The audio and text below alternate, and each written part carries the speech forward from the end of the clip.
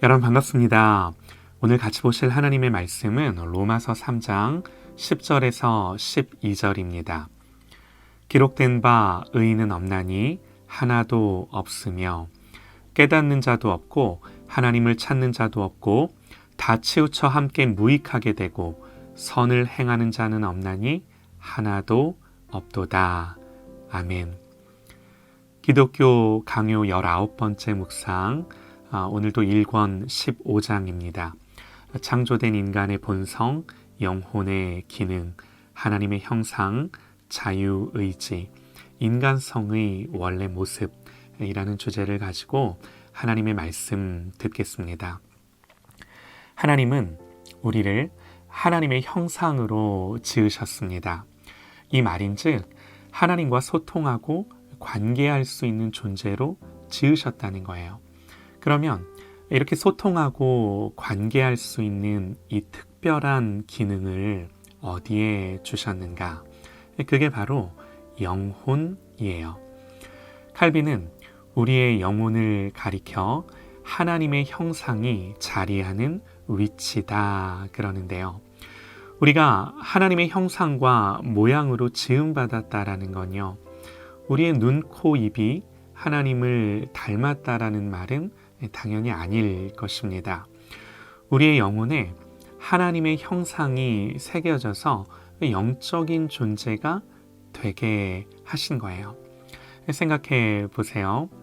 세상의 모든 피조물 중 오직 사람만이 하나님을 알고 하나님을 예배합니다. 사람만이 하나님에 대해 감각할 수 있고 인식할 수 있는 능력을 갖고 있고요. 보이는 세상만이 아니라 보이지 않는 세상을 갈망하고 탐구합니다. 또 양심이 작용을 합니다.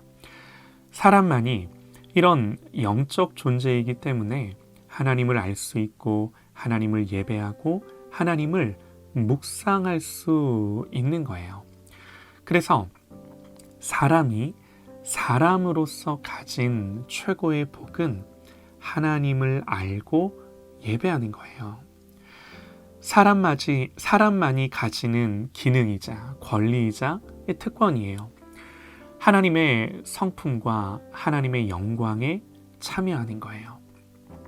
사람은 지와 정과 의를 통해 하나님을 인격적으로 알고 인격적으로 느끼고 인격적으로 순종하는 것입니다. 하나님은 우리를 이렇게 영적인 존재로 지으셨어요. 그래서 칼빈은 우리의 영혼의 기능을 두 가지로 말하는데요. 오성과 의지입니다. 여기서 오성이라는 건요, 한자로 깨달을 오자를 써요. 그래서 이해라는 말로 바꿔도 좋을 듯합니다. 한마디로 하나님 아는 거예요. 하나님을 알고 선과 악을 알고 분별할 줄 알고 옳고 그름을 이해하고 판단하는 모든 이성적 기능들이에요. 골로새서 3장 10절을 보면요, 이런 말씀이 있습니다. 새 사람을 입었으니 이는 자기를 창조하신 이의 형상을 따라 지식에까지 새롭게 하심을 입은 자니라 그럽니다. 구원받고 거듭난 새 사람이 어떤 사람인가? 한마디로 성경은 하나님의 형상을 따라 지식에까지, 이 지식이 새롭게 된 자다 그러는 거예요. 지식이 새로워진 사람이래요. 여기서 지식이란 하나님을 알고 말씀을 알아 하나님이 누구시며 무슨 일을 하셨는지를 알고 이해하고, 그래서 우리가 누구이며 어떤 존재인지 하는 것들, 이 성경의 진리를 이해할 수 있는, 또 이해하는 이거예요. 거듭난 사람은 이 모든 지식과 이해함이 새롭게 되어 하나님의 계시를 이해하여 하나님을 알고 예배하는 거죠. 또 의지는 뭔가요? 우리의 지성과 이성, 오성이 선하다고 한 것, 그렇다고 한 것, 맞다고 한 것, 그것을 택하고 따르고, 그렇지 않은 것은 버리고 폐기하는 것이 바로 의지입니다. 자, 이제 여러분에게 한 가지 여쭤볼게요. 인간에게는 자유로운 의지가 있나요? 없나요? 있죠. 당연히 있죠. 하나님이 자유로운 의지를 주셔서 선택하게 하시고 결정하게 하시고, 하나님을 알고 예배하는 것에 있어서도 자유로운 사고와 판단과 의지를 주셨어요. 분명한 사실입니다. 문제는 뭔가요? 영혼의 부패와 타락이에요. 하나님의 형상이 자리한 그 모든 영혼의 부패와 타락이에요. 그렇다면 영혼이 가진 기능들이 제대로 그 역할을 못한다는 거예요. 칼빈은 영혼의 기능을 두 가지, 오성과 의지로 봤는데 이 모든 것들이 제 기능을 못한다는 거예요. 그러면 다시 한번 여쭤볼게요.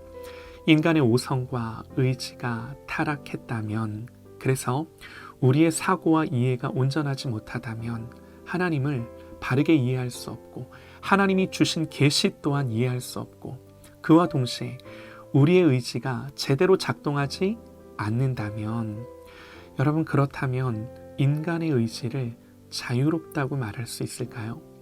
자유롭다는 게 뭔가요? 자유롭다는 건요, 그야말로 선과 악을 제대로 알고 판단하고 알 수 있고 분별해서 우리의 의지가 선을 선택할 수 있고 지향할 수 있어야 하는 것입니다.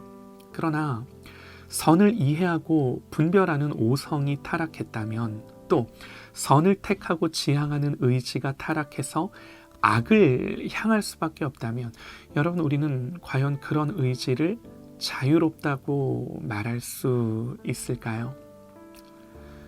그렇기 때문에 여러분, 우리는 더 이상 자유의지로 영생의 구원에 이를 수 없는 것입니다.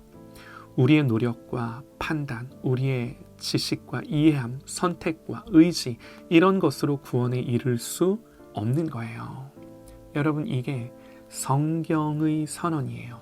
우리에 대한 하나님의 말씀이에요. 오늘 말씀이에요. 기록된 바 의인은 하나도 없나니 하나도 없으며, 기록된 바 의인은 없나니 하나도 없으며, 깨닫는 자도 없고 하나님을 찾는 자도 없고 다 치우쳐 무익하게 되어 선을 행하는 자는 없나니 하나도 없도다. 지식을 상실했고 의지를 상실했고 오성과 의지가 다 타락해서 그 어떤 순전함도 없게 되었다는 겁니다. 사랑하는 여러분, 그렇다면 우리에게 필요한 한 가지는 무엇인가요? 이게 은혜예요. 은총이에요. 은혜가 필요한 거예요. 은혜가 없이는 어떤 지식과 사고 또 자유의지도 자유롭게 회복되지 않습니다. 그래서 예수 그리스도께서 이 땅에 오셔서 우리를 거듭나게 한 거예요. 우리의 지와 정과 의를 새롭게 하신 거예요. 우리의 영혼을, 죽은 우리의 영혼을 다시 살게 하신 거예요.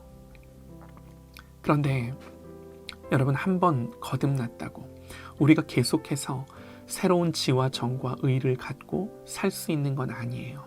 다시 죄로 치우치고 죄를 향하는 우리의 죄된 본성이 여전히 우리에게 있는 거죠. 그러나 여러분, 중요한 게 뭐냐면요, 그리스도가 이루신 십자가의 성취로 성령께서 우리 안에 오셔서 다시금 새롭게 하시고 새롭게 하시고 새롭게 하시고, 이 새롭게 하는, 우리의 영혼을 새롭게 하는 이 날마다 이 새로워지는 은혜를 받을 수 있는 길이 예수 그리스도로 말미암아 열린 거예요.